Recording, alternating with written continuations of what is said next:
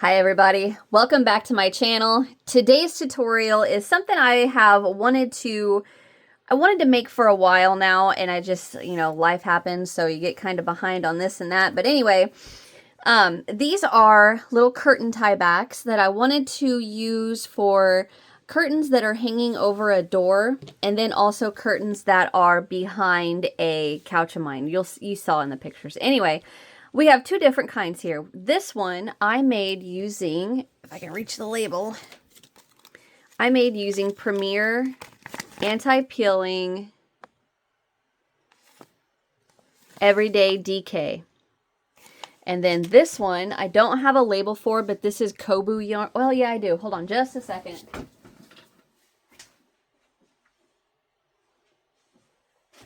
Here it is. This is obviously not this color, but this is Kobu 3-weight. So both of these are 3 weights. Anyway, I used a 4mm crochet hook. And then, of course, get your scissors, your needle to weave in your ends. Now, I wanted to explain to you guys that this one I made with the intention of putting it around my curtains and then tying it like that around my curtain. This one I made with a button, and then that way I can adjust how tight or how loose I need the button. Or I need this to wrap around my curtains. So for example, let's say my curtains, this wrapped around my curtain is that wide. All I'd have to do is just push this button. So what I'm doing is using this little space right here, right here, right here, right here. And you'll find out in the pattern, this is the chain 3 space. So all I'm doing is just adjusting it as I need to around my curtain, and then popping the button. I got halfway through a stitch. Popping the button through the chain 3 space. So it's adjustable. Just like that. And then you'll have this tail and then a little tail right here. So hindsight, I think I would have preferred if I put the button down here. I just thought it would be cuter to have a little bit of slack hanging on both sides, but I guess when it doesn't match, it doesn't make sense, right? Anyway, so if you are choosing to make this with the button, just make sure that your button can fit through the chain 3 space on your project. So all you'd have to do is work a couple rows, stop, grab a button that you'd like to use and see if it'll fit through the little chain 3 space. And then I just sewed mine on there using embroidery floss. And like you guys don't have to use embroidery floss. You can use sewing thread, needle, however you want to. But yeah, just make sure it's nice and secure on there. So this is a super easy pattern, and it's something that I like to say that this is one of those, so like when I do tutorials, I'll do baby blankets, or I'll do this or that, which are things that I don't necessarily use every day, but this is what I like to call a necessity tutorial. Like this, I decided to make this because this is something that I need in my house. So this was a necessity.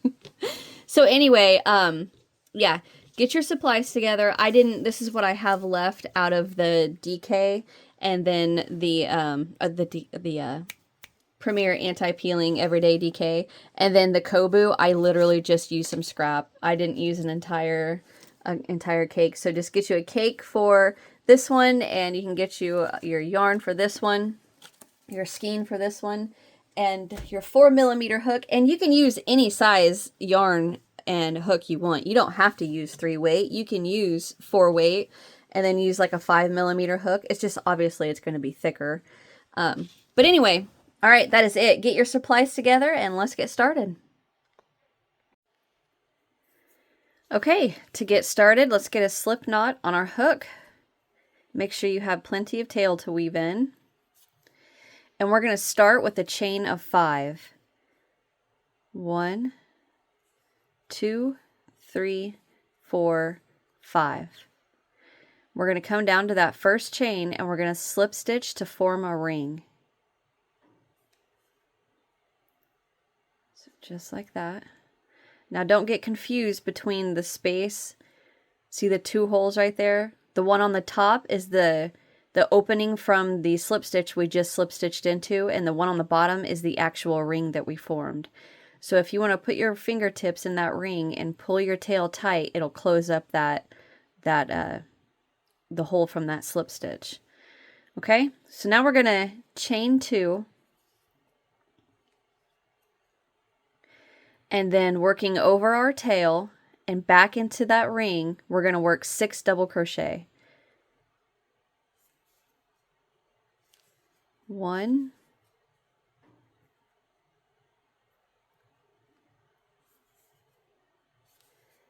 2, 3, 4,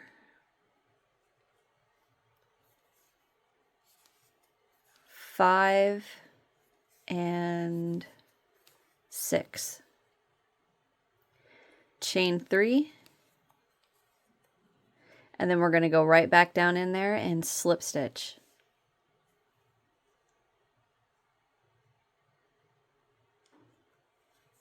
Just like that.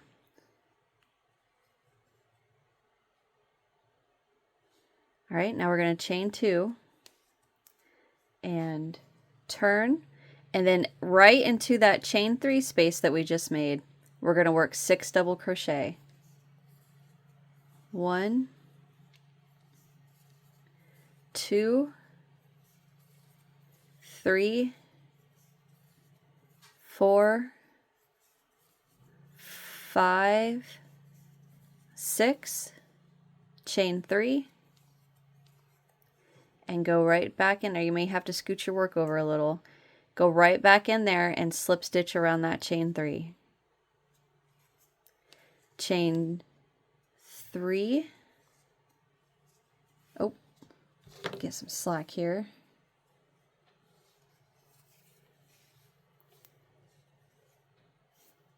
I have got a big old knot.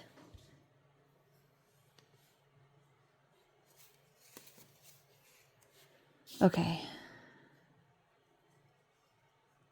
I'm sorry, that wasn't chain 3, that was chain 2. Take out one of those chains.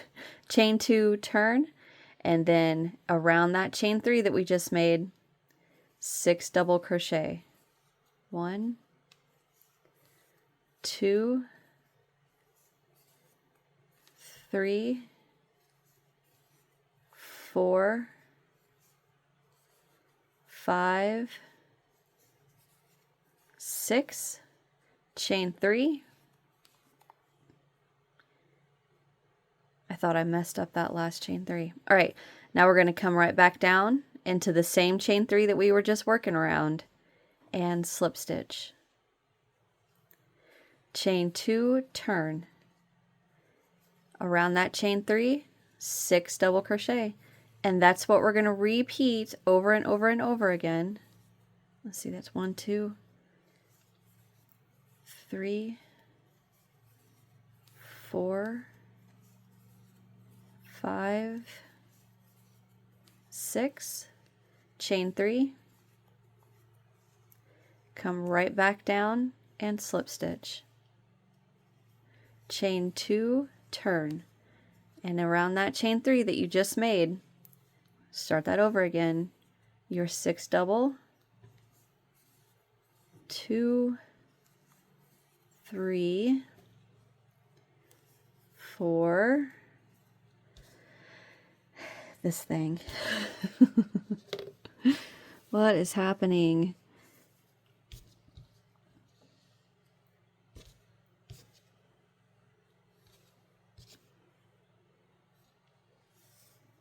Okay. Anyway, you guys don't want to watch me untangle that. How many do we have? 1, 2, 3, 4,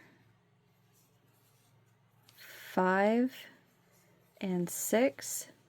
Chain 3. Scooch that over. Come back into that same chain 3 and slip stitch. Chain 2. Turn. And right into that chain 3 that we just made. 6 double crochet. 1, 2. Okay. Anyway, so you're going to repeat that over and over and over until you get the length you want. And for mine, for the curtains that I'm using these to tie back,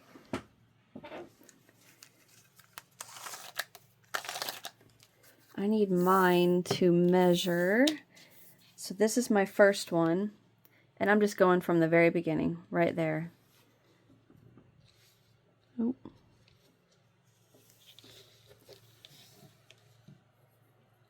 I need mine to measure 29 inches. Okay. However, on this set that I am making, I plan on using this to tie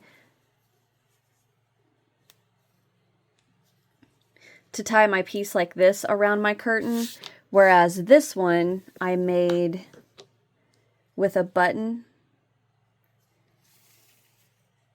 So then all I do is wrap this around my curtain.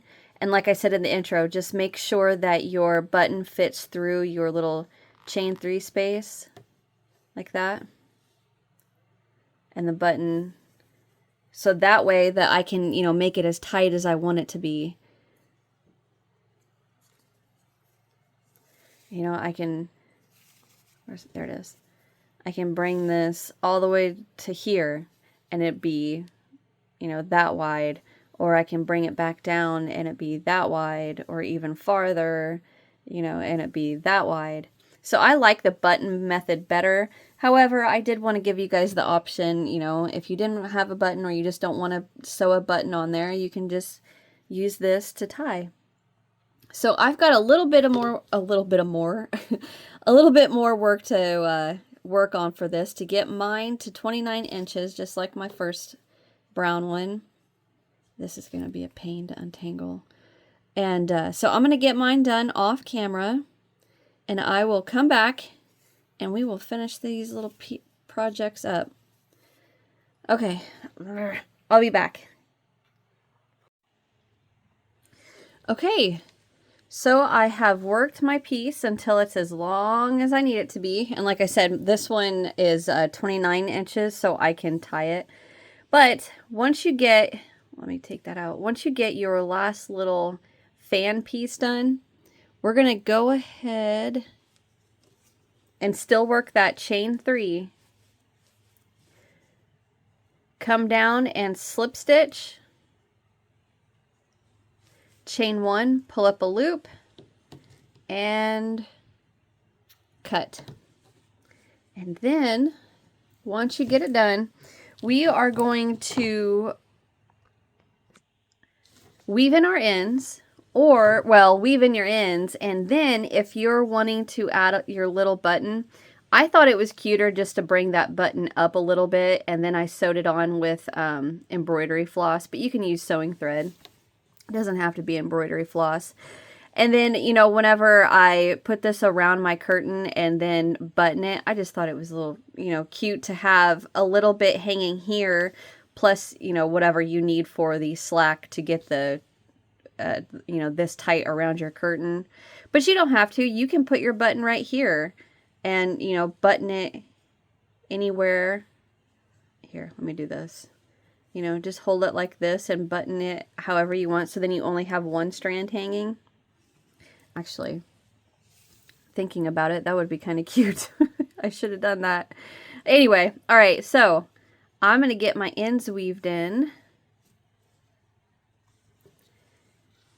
There you go. I'm going to get my ends weaved in, and I'll be right back. Okay, so I've gotten all my ends weaved in. Here is, oh, not that. Here's my, oh, pardon me, my first set. And then here is, well, technically, this is my first set. This was my little prototype set. And I really wanted to keep a button on this one. And I've just thought, you know what? I want to give everyone 2 options. I want you to have the options that you can just tie it, or you can just use the button around your curtains. Okay? So that is it. Like I said in the intro, this is a short, quick, easy tutorial. This is something I needed to, I actually have been working on this for a long time, and I was ready to get it filmed and get it on YouTube for you guys. So I hope you guys enjoyed this little quickie. Hit that thumbs up if you did. Subscribe if you haven't so you don't miss what's next. And I'll see you guys in the next one. Bye.